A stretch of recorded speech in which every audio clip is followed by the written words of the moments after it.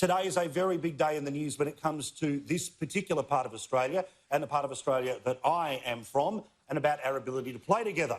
Premier Palaszczuk says it ain't going to be happening. In fact, today she made the decision that despite the fact there were just 17 new cases in New South Wales, millions of people in areas where zero cases exist, lots of people in Queensland want that border shut. There's an election coming up, and she decided that the cases were starting to rise, so it was time to say no from Melbourne, no from Sydney. Roll the tape. Queensland will now be declaring Greater Sydney a COVID-19 hotspot. There has been more outbreaks in other parts of Greater Sydney, and that will now become a COVID-declared hotspot, taking effect from 1 a.m. on Saturday morning. And you know that she's serious because she's standing in front of the cyclone fence with the barbed wire. She is sending a serious message. But look, it's one that I'll show you in a couple of seconds. It's going down pretty well in Queensland, regardless of what people in Sydney may think about it. Certainly regional Australia still gets to interact with this part of Australia, and that's really important.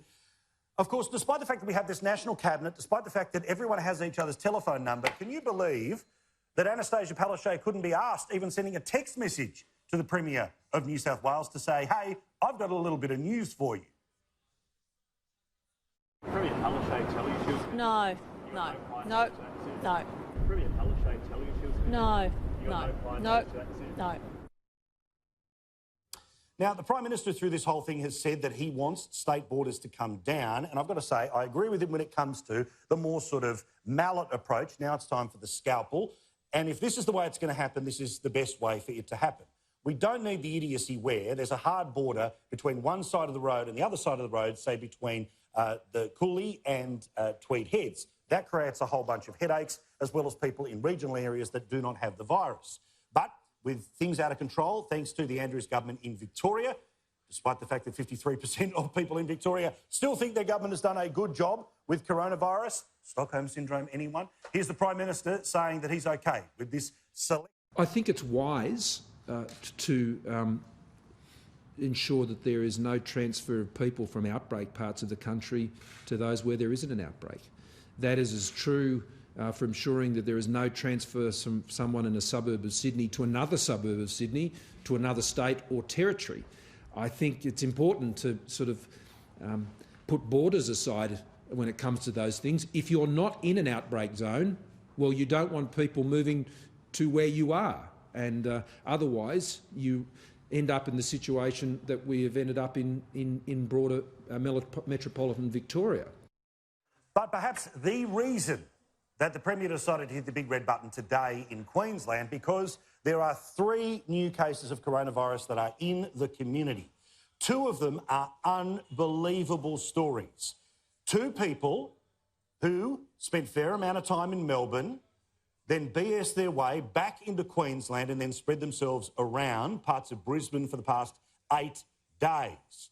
Now, the 6 p.m. news here, be it the Gold Coast News or be it the Brisbane News, loves coronavirus scare stories.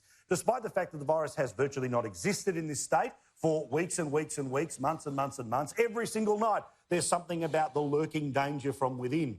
So, unsurprisingly, when they hit the streets, they were able to find people rather pissed off with these people who've brought it back over the border. Well, I think it's disgraceful. How did they get up from Victoria? Now, this is important. You need to understand, and wait here, the people, the 2 of the 3 who have coronavirus right now are people who live in Queensland and left Queensland to go to Melbourne. Now, the reason they went to Melbourne, according to 7 News, was extraordinary.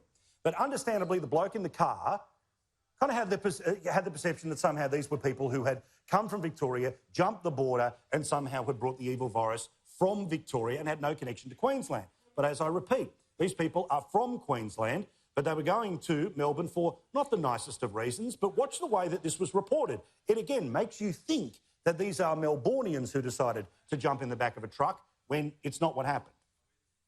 21, they flew on VA 863 from Melbourne to Sydney and by not leaving the terminal avoided border checks. They arrived in Brisbane on VA 977, provided fake names and false border declarations. For the next 8 days, they visited restaurants, shopping centres and a church in the Springfield and Logan areas, exposing a huge number of people.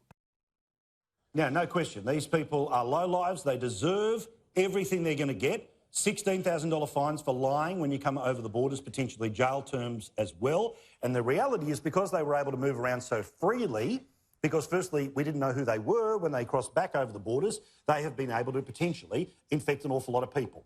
Remember, it only starts with a very few, and because of the spread, it can become a very many.